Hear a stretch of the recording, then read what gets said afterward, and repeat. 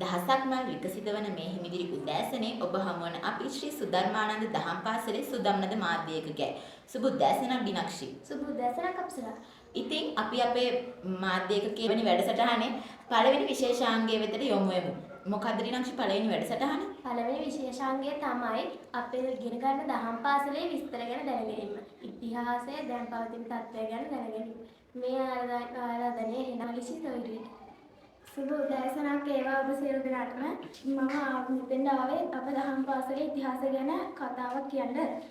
අප දහම් පාසලේ ඉතිහාසය 1985 ජනවාරි 11 වන දින කන්දල ප්‍රදේශයේ දිව්‍ය ගහ සුධර්මානන්ද හිමි විසින් අපේ දහම් පාසල ආරම්භ කරා. 10ක් පමණ සිටි දක්ෂ ගුරු මණ්ඩලය අතර ප්‍රධානාචාර්ය ගුරු බවදා වූ අශෝක කරුණාරත්න මහතා, තවද ලංකානන්ද හිමි, දීපානන්ද හිමි, සුසීන හිමි, පියදාස මහතා, ප්‍රේමදාස මහතා, රත්නපාල මහතා, චාර්ලට් තේන මහතා, රත්නලතාමිය, අනුලාවති මේ යන ගුරු මණ්ඩලය විසින් අප දහම් පාසල් කටයුතු සිදු කළා. එවකට දහම් දැනුම ලබා ගැනීමට අප දහම් පාසල වෙත ළමුන් 300ක් පමණ පැමිණියා.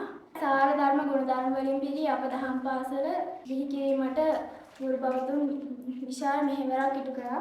1986 මැද භාගයේ සිට 1990 දක්වා අප දහම් පාසල වැසී ගියා. කිසිම ස්වාමීන් වහන්සේ කෙනෙක් පන්සල තුළ වැඩ සිටියේ නැති නිසා නැවත දහම් පාසල ආරම්භ වූයේ 1991 වර්ෂයේ.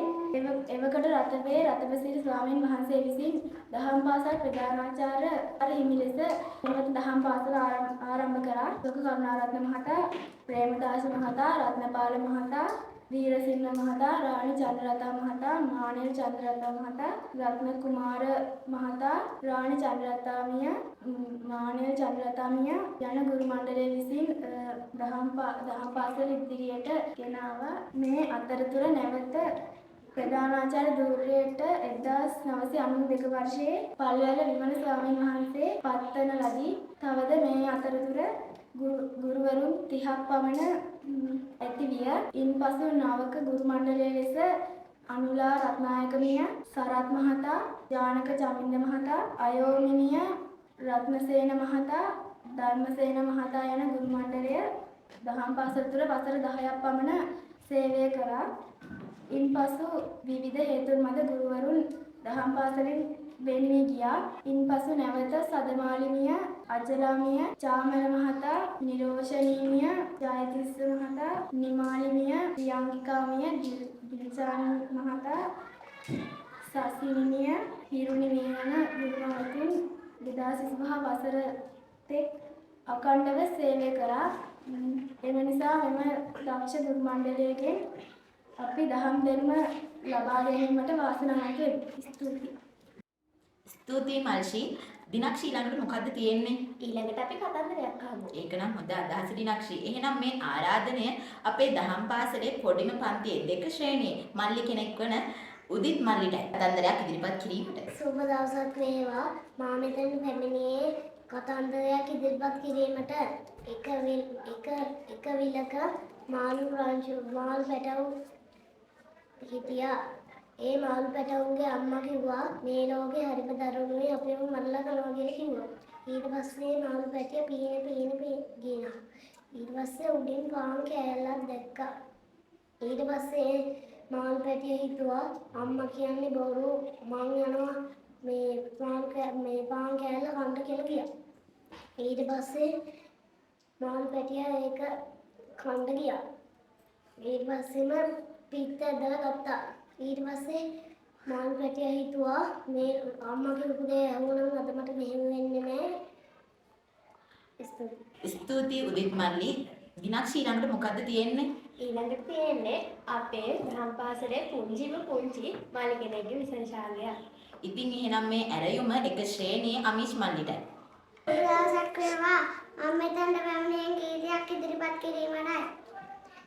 පිංචි ආවා තනි වෙලා විලේ උන්නු ඉබ්බ දැකලා වතුර නෑවිලා ඉබ්බ දැකපු ආවා ඉවර නැවතිලා පොට්ටු තියලා පිටිවමු දැවුවලන් වෙලා හාදුවවනා නිදන්නට උනා ඉබ්බයි මින් නියම දැනලා නොවෙත්තුදි. අප්සරා ඊළඟට මොනවද තියෙන්නේ? ඊළඟට තියෙන දිනක්ෂි පරිසරය ගැන කතාවක්. මොකක්ද දිනක්ෂි පරිසරය කියන්නේ? පරිසරය කියන්නේ අපවට තියෙන වටපිටාව. ඉතින් දැන් කවුද අපිට මේක ඉදිරිපත් කරන්නේ? අපිට මේ විශේෂාංග ඉදිරිපත් කරන්නේ අටශේනේ පූජනීය සොයුරියයි. සුබ දවසක් ඒවා. මගේ කතාවේ මාතෘකාව වන්නේ පරිසරය. පරිසරය රකින්නෙමු අවන්නෙමු අඩන්නේ මේ දිලිනෙන් සදා මෞමිමට රැඳෙන්නෙමු. පරිසරය යන අපාවට වටපිටාවයි. එහි ගස්සල් ගංගා දියඇලි වැනි දේවල් තිබේ. ඒ පරිසරය අපට ලබා දුන්නේ සබහා ධර්මයි. ඒ වර්තමානයේදී මිනිසුන් අතින් දූෂණය වන ක්‍රමත් තිබේ. ඒ ක්‍රම වන්නේ කර්මාන්ත ශාලාවලින් පිටවන රසායනික ද්‍රව්‍ය, පොලිතින් ප්ලාස්ටික් වැනි ජලයට මුදා කරන දේවල්. එම නිසා පරිසරය ආරක්ෂා කිරීම අපගේ වගකීම වේ. එම නිසා අපි පරිසරය ආරක්ෂා කරන අසා සිටි ඔබ සැමට සම්මා සම්බුද්සරණයි. දිනක්ෂි ඊළඟට මොකද තියෙන්නේ? ඊළඟට තියෙන්නේ ගාථාවක්. දිනක්ෂි එහෙනම් මේ ඇරයුම ගාථාවක් ඉදිරිපත් කිරීමට නවයේ ශ්‍රේණියේ දිනුක අයියටයි. සුබ දවසක් වේවා සියලු දෙනාටම. මිහිඳු වඳුර දේවානම්පිය ඉස්සරතුමාට දේශනා කරපු ගාථාවේ මොනවද කියන්නේ? සමනාමයන් මහරජ ධම්මරාජස්ස සාකා තවේව අනුකම්පාය ජම්බුදීපා ඉදාගතා. දිනක්ෂි අපි කවියක් අහමුද? ඒක හොඳ අදහසක් අපේ. එහෙනම් මේ ආරාධනය නවයේ ශ්‍රේණියේ අනුජය. සුබ දවසක් වේවා සියලු දෙනාට. මම දිනවලදී කවියක් ඉදිරිපත් කරනකොට උදයට පායන හිරු දෙවියන්ටයි සවසට පායන සංඝ දෙවියන්ටයි සතර සතර දෙනාටයි වැඳනා ගුරුවර අවසර ගාන්ටයි. දිනක්ෂි ජාතික වීරයෝ කියන්නේ රට ජාතිය ආගම වෙනුවෙන් තම ජීවිතය පවා කැප කරන්නට උනත් නිර්භීත උනත් පිරිසක් නේද? ඔව් සර්. ඉතින් අපේ විශේෂාංගය මොකක්ද? ඉතින් මේ කාලේ වෙන්නේ ජාතික වීරයන්ගේ ගුණ කඳ විදහා දැක්වීමට කතාවක් ඉදිරිපත් කිරීම සඳහා අටශේණියේ නෙත්මි සොයුරිය වෙතට. සුබ දවසක් වේවා. මම මෙතන පැමිණේ ජාතික වීරයෙක් ගැන කතාවක් ඉදිරිපත් කිරීමට. සිංහල ඉතිහාසයේ ශ්‍රේෂ්ඨ රජු කෙනෙකු ලෙස දුටුගැමුණු මහතිමේක එතුමා විහාර මහදේවිය හා කාන්ත සරණාගේ පුතෙකි. රුහුණටිප මුහුද අපරට විශාල සිරයක් ඉටු කළේ. සද්ධාතිස්ස යනු දුටුගැමුණු මගේ සහෝදරයාවේ. රජපෞලේ වැඩි පුත්‍රයෙකු ගැමුණු කුමරු කුඩා කාල සිටම නිර්භීතව ක්‍රියාශීලී කීකරු වෙන්න බුද්ධිමත් දරුවෙකි. මහා වංශයේ වැඩිලා ගෙන දෙන්නේ දුටුගැමුණු රජතුමාය.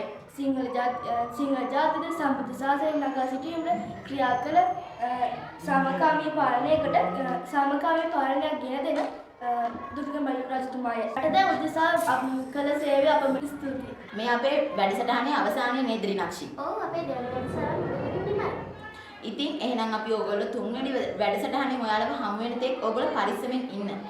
ඉතින් අහිතකම් ඔයාලට කරන්න තියෙන අපේ channel එක subscribe කරන්න. ඔබ සැමට සම්මා සම්බුදු සරණයි.